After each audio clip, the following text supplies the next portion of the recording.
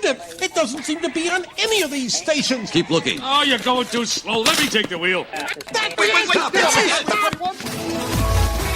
Sit back and enjoy this show with your host, Gypsy Lady Ina and Brother Chris, as we talk with other people within the spiritual community and see what's going on with their own spiritual life. It's like awesome. So everybody who's actually in the room right now with us is Christopher Allen Brewer. Most of you guys might know of him actually from being actually on television shows. He is sort of like an elder within the Indigenous community. And we're sitting right now down with Christopher, and you want to let our viewers know a little bit about you? Yeah, I'm a Oglala Sioux. I came from the Pine Ridge Indian Reservation, and I grew up with like a lot of stories from my uncle, who was a reservation cop and a first responder, who's had a lot of experiences with Sasquatch, star people, cryptids, spirits. You know, he would a lot of times at crash sites, you know, he'd see these people standing by the side of the road, and you know, he'd tell me they were spirits. It's like, well, how do you know that they're spirits? He's like, well, they generate their own light. They're either bioluminescent or they're transparent. So a lot of my early like bedtime stories were all supernatural in nature. You know, a lot of them came from him. A lot of them came from my grandfather, who is a holy man from the Santee Sioux tribe. But just growing up with that awareness of that spirit world, where, you know, we didn't really name these things like paranormal or supernatural. They were just part of coexistence with other life forms, most of which remain unseen. So it was always surprising to me, too, growing up that, you know, other people didn't have these kinds of experiences, because everyone in my family have had multiple.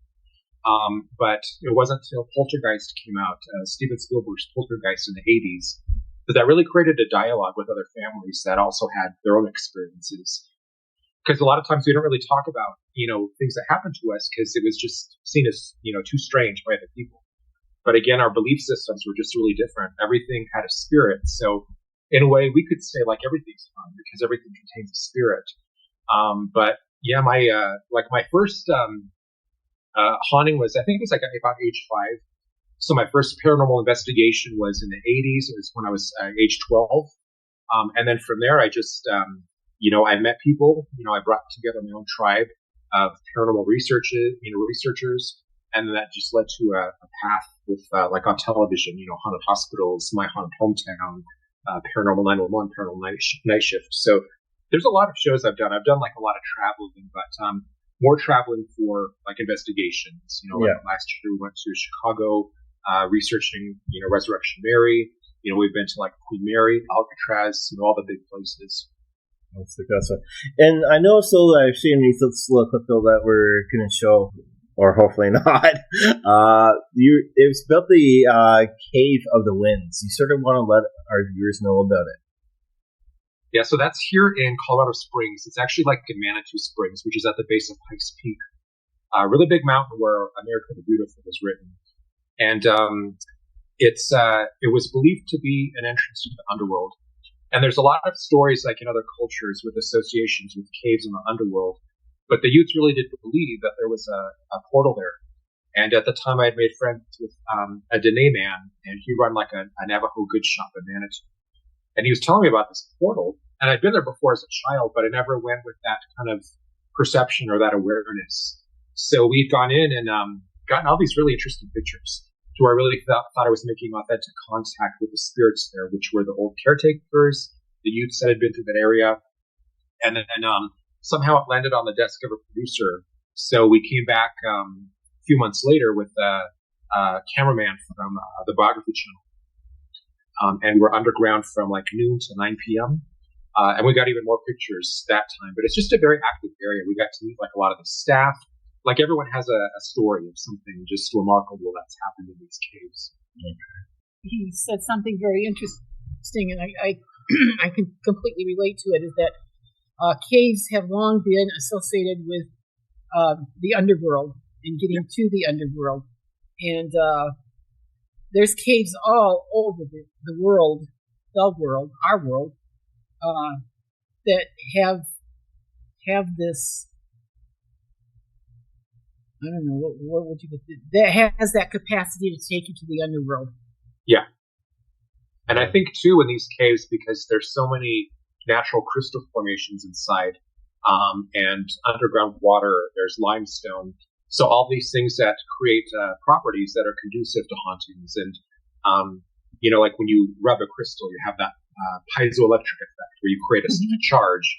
So just the effect of like walking on a property that's built on top of like limestone where there's quartz can generate like an electromagnetic field. So that's either energy that spirit can use to manifest, or maybe it's just like stone tape theory. It's unlocking events that were stored in that stone or that crystal. So it's just a very paranormally active place, and we've done like private investigations there before, and I feel so safe in there, just like so deep in the earth. It's just got such a wonderful feeling. I know for myself though, whenever I used to do caving, I felt more connected. Right. I know probably because of the source of crystals that were actually in the ground of the areas. I know some other areas though people have gone into and they don't feel connected. Oh yeah. Right. Now for people to get connected more with the earth, the Mother Earth herself, what would you say for people more or less to do though that say, all right, I want to be connected? Really just get out in nature. I mean, now's the time where you can really align with all of these. The life force is so strong in the spring, but just the energies of like regeneration, renewal, new beginnings, these fertile energies. Such a great time to just go out and just sit, just find a bench somewhere where both of your feet are just planted on the ground, and then just like you could do breathing exercises. But usually when I go to like Manitou, for instance, I'll just like find a bench and sit there. I'll just like listen to the wind. There's like a lot of running water like in Manitou. So just bringing all those different elements of like nature together, is really, I think, honoring Gaia. One of the things we do here in Manitou is we have these like natural mineral springs. Yeah. So there's 8 producing natural mineral springs, and we'll collect water from each of these places, and then we'll make lemonade out of it. And then they have like these little things that tell about like the Apache, the Utes, the different natives that came through there. And then we'll leave like seeds or like different things for like the wildlife there. But that's a really great way to tune in to that, just this wonderful mountain town. Yeah, I just listened to, connecting with Mother Earth. I like what he said about sitting on a bench, should be wooden or stone, and both feet on the ground. And the one teacher I had always said, make sure you take your shoes off so you really are connected. Yeah. Because most of the stuff we have on our feet is synthetic anyway. So take your shoes and socks off and just plant your feet in the ground. That's such a great point. It really is. We have a place here called Garden of the Gods, which is like a park with all these natural rock formations. And in the morning when there's still dew on the grass, there's a lot of like fae energy. And a lot of times at presentations, because we photographed fairies before, when we talk about these things, sometimes there's like some giggles and snickering, and it's usually when we do presentations around Halloween. But a lot of people don't realize like where Halloween originated in Ireland, they still build around like these fairy mounds. They're very sacred to them, the fae. Oh yeah. So I always look for that when I go to these areas. And after a while of just kind of like sitting there, listening to the wind, the water, the birds, all of these things, when I open my eyes, it's almost like I can see, not like in a pareidolia way, but when you look at trees, you're more apt to see like faces in there. So like nature spirits and elementals are more willing to appear to you when you tap into that energy. Yeah. And what I would say though for our listeners, though, you have to be more in a meditate state. Have your mind more clear. Make sure that you're more grounded to Mother Earth. And I love what you said, Gypsy Lady Eva. Make sure that the runners are off. Make sure the feet are planted. The reason why is because rubber does block the energy. Yes, it does. And it's like awesome. And I love what I was just thinking. You said you listen to the winds, and that all I could think of is the Cat Stevens song. I listen to the winds, I love it. It's a good song. It's like awesome. If I could sing, it'd be fantastic. Yeah. Oh, part of what's great about that too is that really brings you into the present time. Because when you think about it, like a lot of us aren't really here in the present where we need to be, where all the prana comes in to fuel our ideas, our creative projects, everything that we do. so many of us are like tied to the past, like regrets, or I could have done this differently, whatever that is, or, in the future, what I'm going to have for dinner, or what I'm going to do tomorrow, so just finding presence is really important too, just rooting yourself in present time. Now you work actually in a store actually in your area. It's called Celebration Metaphysical Center. I've been there for about 16 years. The business has been thriving since like 1977. So we kind of like serve the spiritual needs of the community here in the Springs. And, obviously I had my own spirituality growing up. But it was great to work at Celebration when I started and find out about like the belief systems of other cultures, like a lot of things that maybe were like demonized, other people, like maybe like voodoo, witchcraft, etc. So I'm the general manager there, but I also help a lot of people that come in, because usually when they come into the store, they need like some kind of spiritual direction. Maybe they're suffering from like an illness, the loss of a loved one. Could be any of those issues. And then, of course, sometimes it's embarrassing because a lot of people that come in, well, we just saw this show like on TV that was really scary, this paranormal show. And now we think that we have an attachment or a spirit in our house. And sometimes they might have seen me like on a program. Yeah. And they just want to come in and, find out how to use like sage or Palo Santo or Florida water, different things that, for cleansing and creating a sacred space. Yeah. I find that actually, since we've done local television, a lot of people are coming to us directly here, and they're actually asking questions. But the one thing though, so I'm finding a lot of people are too scared to actually ask them questions that need to be answered. Yeah. Well, I in my background, you said they're too scared. I think a lot of people also, it's not so much that they're scared, but they're going to think I'm nuts. Yes. And it's like, no, let me tell you some of my experience and see how nutty that sounds. No, it doesn't work that way. Just tell me what you've experienced. Yeah. Because sometimes that'll help you to unlock what needs to be unlocked. Yeah. That makes any sense. So to do with your indigenous side, you're saying though earlier it does go back generations. Yes. Now, have you gone to any churches at all, or have you left the community of the res growing up, or what has happened? Oh, we moved off the reservation just for better life opportunities, jobs, that kind of thing. So we moved off when I was really young, and then we moved into actually a haunted house on the outskirts of downtown Denver, and it was really important to my family to have a base, some kind of like spirituality. So, since we moved off like land where we had sweat lodges, vision quests, powwows, all of those things. So we just started going to a church. It was like a nice Presbyterian church. It wasn't like a fanatical, bring a live chicken kind of thing. But not like there's anything wrong with those places. But so I was in the church for several years. I did youth group. We did, like several people in my family were deacons of the church. But they were just a very liberal, very accepting church, like they just let anyone through the doors. They were just all inclusive, accepting of everybody, regardless of, orientation, skin, gender, like whatever it was. So, but I kind of left that path, like in, I guess, the mid 90s. I went through a coming of age ceremony where I got my Indian name from my grandfather, and he was having dreams where one of his eagle feathers was disappearing and reappearing in different places. So he knew it was getting ready to find its new owner. And he had this one dream during his dream time where this feather was rotating. It was floating above this lake. So he went to go to the lake, and he looked down and he saw these bear traps. So he followed him to the edge of the water. When he looked in, he saw my reflection, smiling back at him.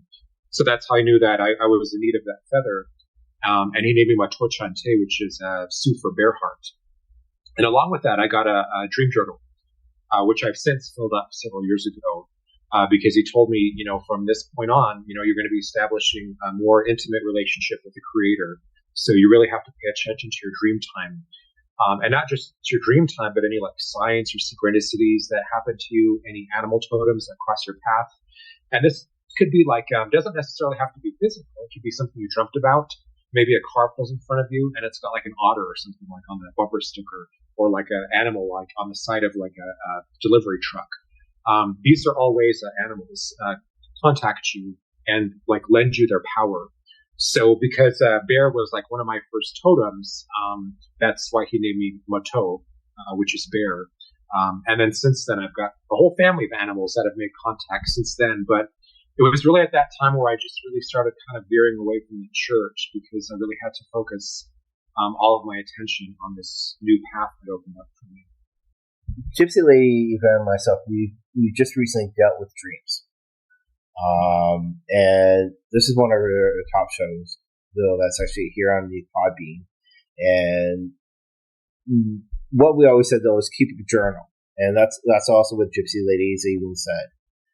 How important would you say is keeping the dream journal? It is so important. So, for instance, Pikes Peak, one of our biggest mountains here, I had a dream where I woke up in the middle of the night to go to the bathroom. And I just woke up from this profound dream where there was a big neon sign on Pikes Peak, and it had spotlights. It was like one word.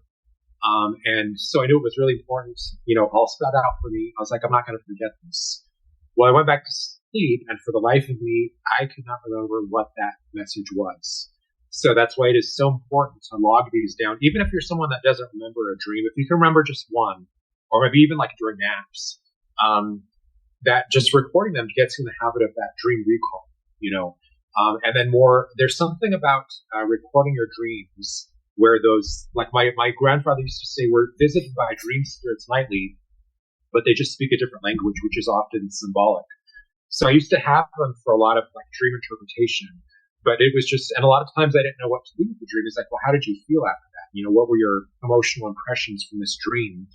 So, because there's some things that just, were just left a mystery, or maybe some things that like years later, something happens and you kind of get that spiritual download and it makes more sense. Or maybe you dreams of things that happen like in the future. So just going back, like I wrote a book called Dreamtime Architecture last year, where I had to go back through all of these dream journals. And it was so amazing how many of these dreams were prescient, that really predicted things that were happening like now. And just how different parts of my life were affected, like how different dreams I had kind of spilled out into my waking reality. Because like a lot of our elders believe that dream time is more real than this physical world, as do like the Australian, Aborigines. So, but there's just something about recording those dreams that the author of the dream time knows that you're doing this, and gives you more to work with, once you really go down that path of exploring your dreams. You said something earlier in the beginning there, and you said something about the symbolic language of the dreams. And one of the things I always told my students is, just remember one thing. Just because it's in the book that said, you get these books that are all about dream symbology, and don't go by that. Use it only as a guide. Yeah. Not an interpretation, because what a knife means to you, to Chris, to me, are 3 different meanings. Yeah. And none of them do with anything in the book. But as you dream, that meaning, as you record your dreams and remember them, you will understand what this symbology is of a knife, or a dog in the kitchen, or something like that. You've got to learn how to read your own dreams. Yeah, it's kind of like a lot of the material on animal totems, where someone dreams of a snake, so they look it up, and it's the same thing. It's like one interpretation might not be the truth for someone else. It could have multiple interpretations.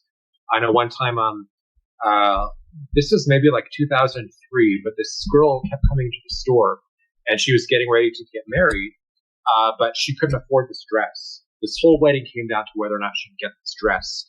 And, the families are fighting about it. And in the meantime, she's having dreams of this big black spider. So she thinks she's cursed.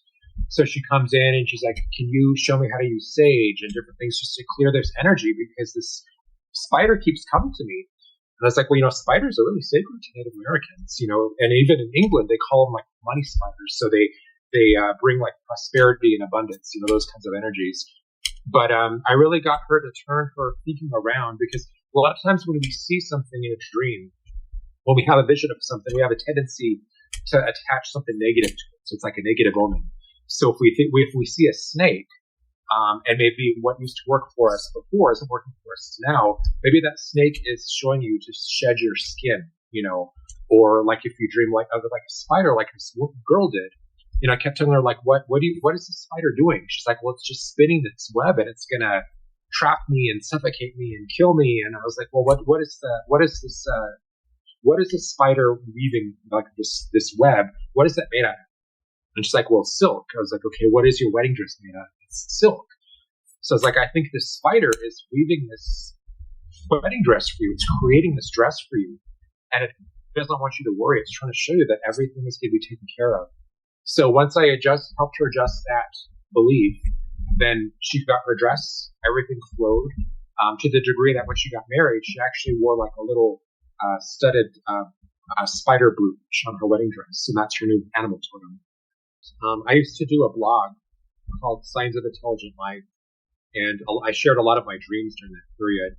But I was going through this period, like in 2008, where I was getting some really prophetic stuff to where it almost created almost like a psychosis, to where I'd wake up and I'd wonder if this was real, if I was still in a dream. I was like so deep in that dream time.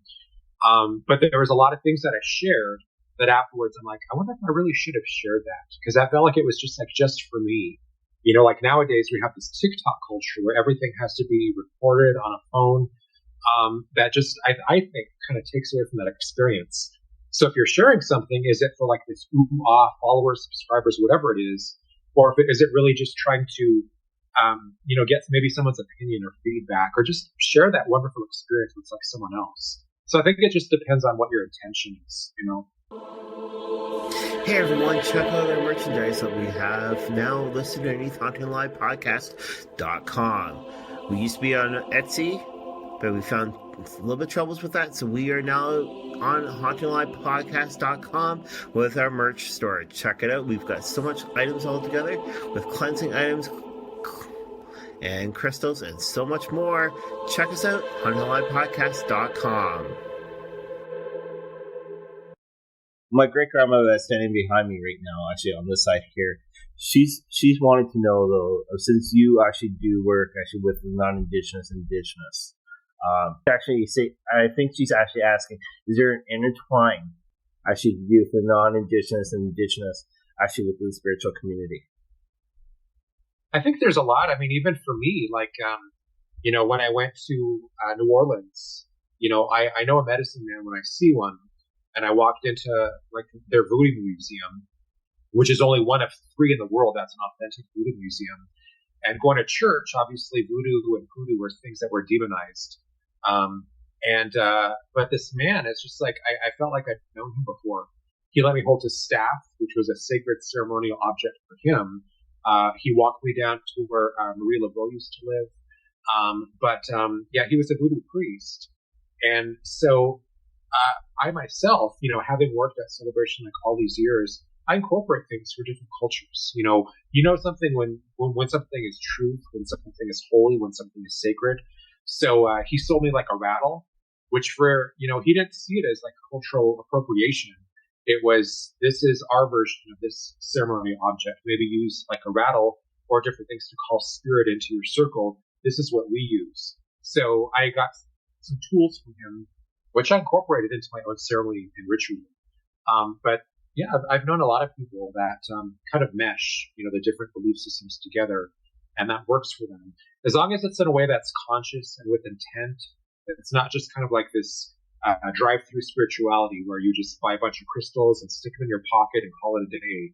Okay, just work for me. You're not really putting any of your energy or your own research, into these items. So I think as long as you do it consciously with intent, that's fine. Okay, there you go. She's happy. So Please thank her for me. So, she says you're welcome. Now, have you done investigations, and what are some of the highlight of locations have you gone to for investigations?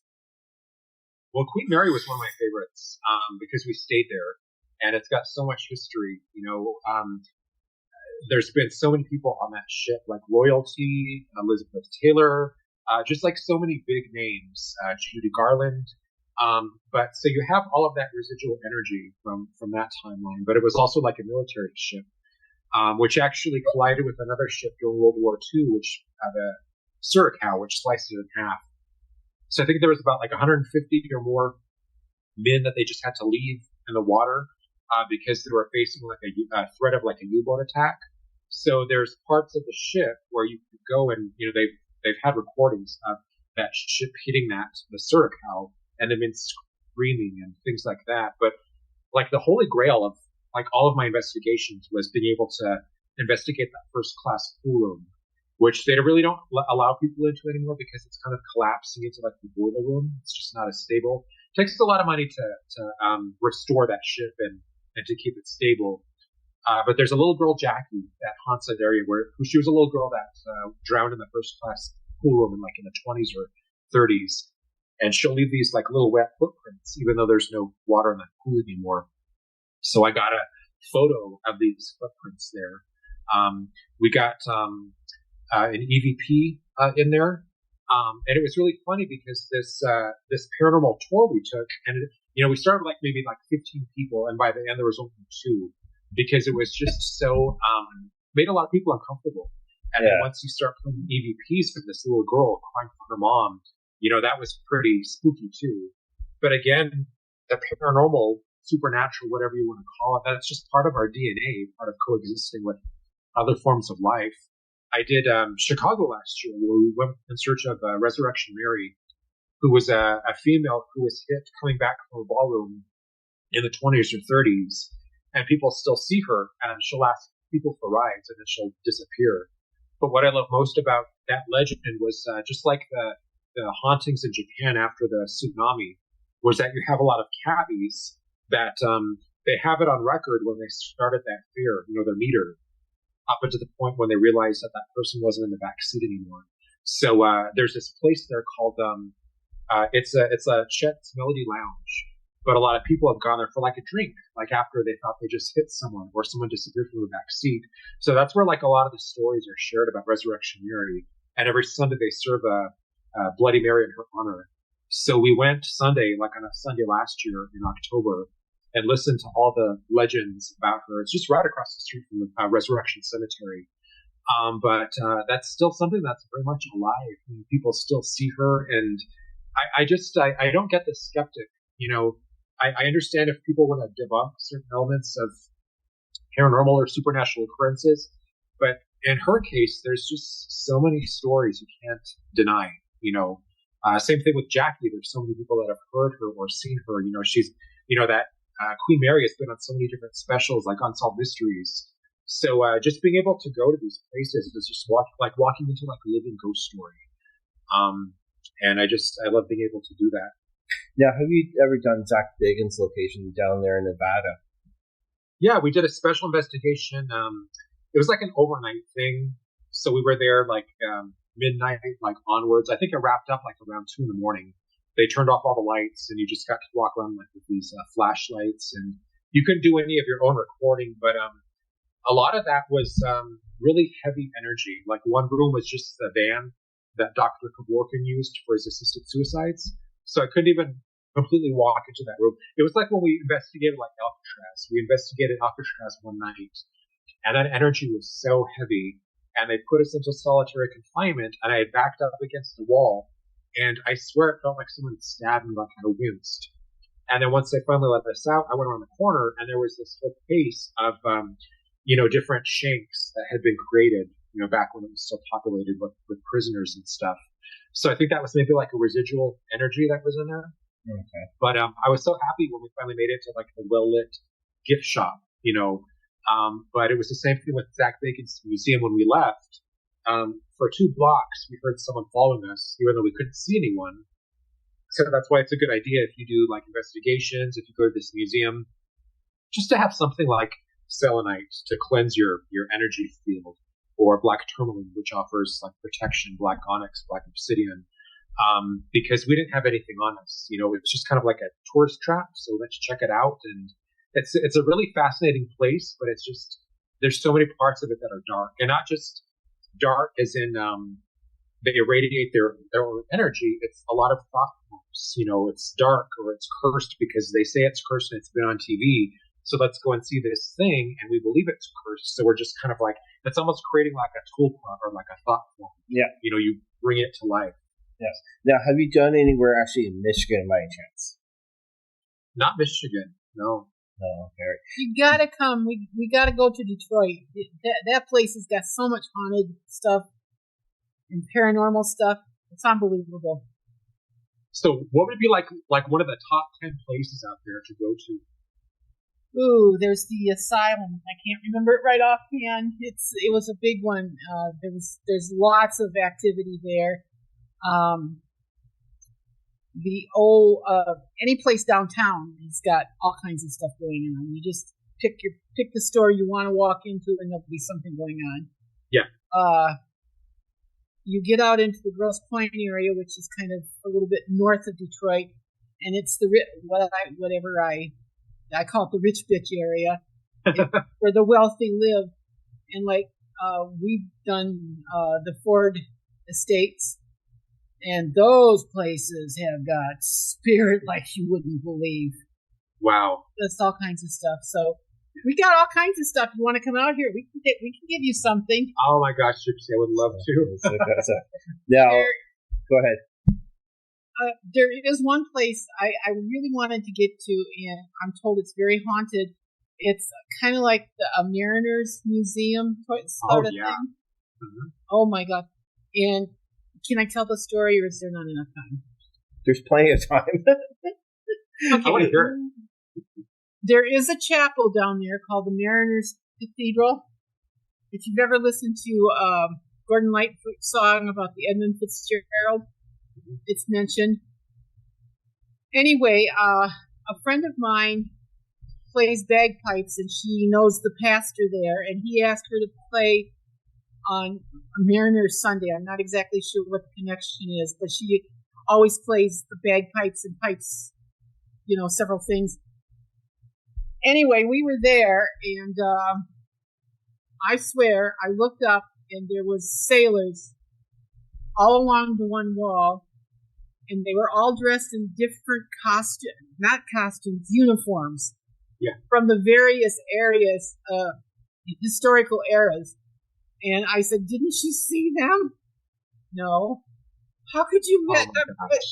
So they were helping celebrate the honor for Mariners Sunday. It was great. But there's all kinds of stuff that goes on in different places that it's loaded with all kinds of spirit. Yeah, you would love. USS Hornet was one of the places we investigated. It's because one year we went to California. We did like Winchester Mystery House, all these places, but we went on the USS Hornet one night.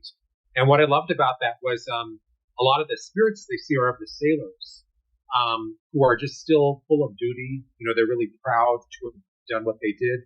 So a lot of them are still just on the ship. You know, they love that old ship.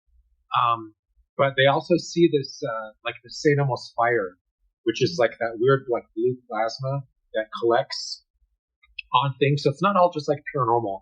That ship's done like a lot of weird, like classified missions. It brought back like some of the astronauts like when they landed, like Neil Armstrong, and it's got a lot of history. But yeah, Mariners Museums, you know, asylums, you know, places that have just, you know, all of this history.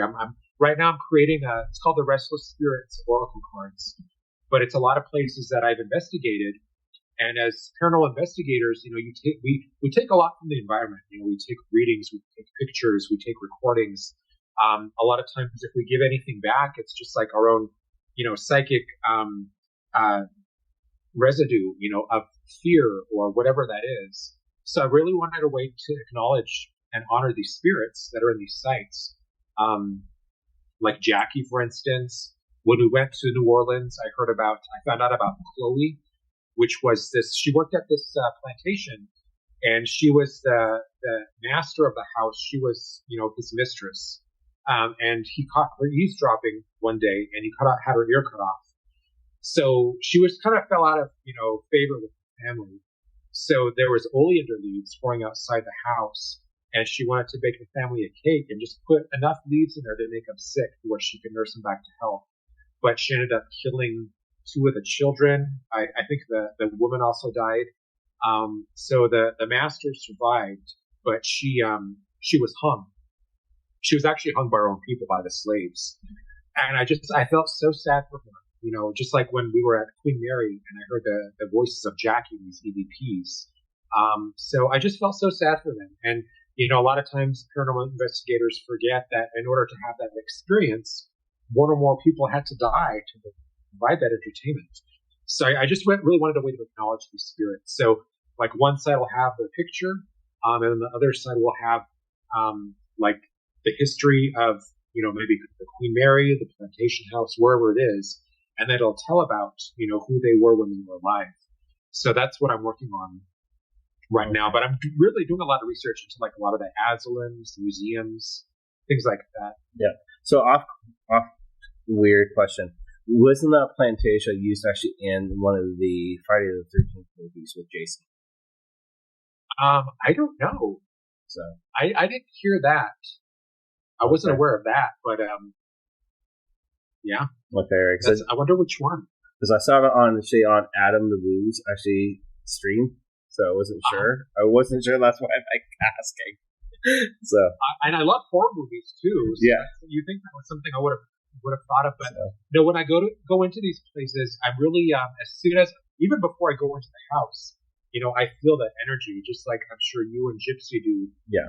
When like what areas of property spirits gravitate to or stuck in, or whatever that is. So when I go into a house, it's almost like my eyes are open, but I'm really tuning into different vibrations, different, like how my body feels, if I'm smelling anything, if I feel hot, because I've been in some places that have like maybe people have died like in a fire. We were in me and my husband were in Las Vegas last year, and we stayed at the Horseshoe, which used to be the original MGM Grand. And in November of 1980, a fire broke out. This is before the fire code, so there weren't sprinklers and fire hoses, all these things. But it killed 85 people. So when I went in there, we had gotten a coroner's report, and there was an elevator where 10 people had died in the elevator. Because back then there wasn't a way to siphon the smoke out of like the elevators and the air conditioning units, all of that stuff. So that was an area where I smelled like a lot of burning and picked up on a lot of those kinds of impressions of that fire. Okay, all right. So just before we wrap up, I'll be asking 2 more questions, unless Gypsy has some more questions at all, or not yet. No. Okay. All right. So what would you say to people that are actually want to get more in tune with the spiritual side? What are some of the guidelines that you would suggest for people? I guess just remember that we come into this life with a host of guidance, whether that's spirit guides, guardian angels, ancestors, animal totems. There's always some force, some divine force to tap into. You have to start somewhere. But usually when I'm looking for divine guidance or to make contact with something beyond this realm, I'll just put it out. I'll just ask. A lot of people forget that. A lot of times they'll forget that that's all you have to do is just ask and put it out there. But I always tell them too to pay attention to everything that happens after that request, that petition, that prayer, because that could come in your dream time, that can come in a synchronicity, that could come on a bumper sticker you pull behind. Maybe a person that you haven't seen for a number of years comes back into your life. So all of those kind of like out of the ordinary things you really want to acknowledge, because we dismiss so many things. I had the funniest dream last night. Well, it's probably a message for you, but don't dismiss it like that. Don't put it down. Yeah. Like when we have impressions of being observed or someone watching us, that's a sixth sense. A lot of times we just kind of like dismiss that. I encourage people too to, if you're not already keeping a dream journal, maybe just like a little journal, where you write in these things like this. Well, this was interesting synchronicity, or the strangest thing happened. You'd be surprised how quick you could fill up page after page after page. But so much of our spirituality is still being stripped away. Well, this is real and this is not. We kind of live in a world where there's like a lot of fake news. There's like a lot of AI. It's getting hard to distinguish like what's real and what isn't. And that's why it's really important to hold on to your own truth and know what that is. Okay, all right. And how can people reach out to you if they want to ask any questions or be able to get in contact with you with this ship tour that you've got actually on the works for? Yeah, they can on Facebook. I'm just look for Christopher Allen Brewer. I have an IMDb page. You can just type in Christopher Allen Brewer. My website is thespiritchasers.com, and I've got pages where I do like free videos, blogs, different events we have. We're doing like a paranormal cruise like in November. And on Instagram, it's Cristo Milano, CRISTOMILANO. Okay. All right. Yeah, so we do say thanks a lot for taking part actually in today's episode.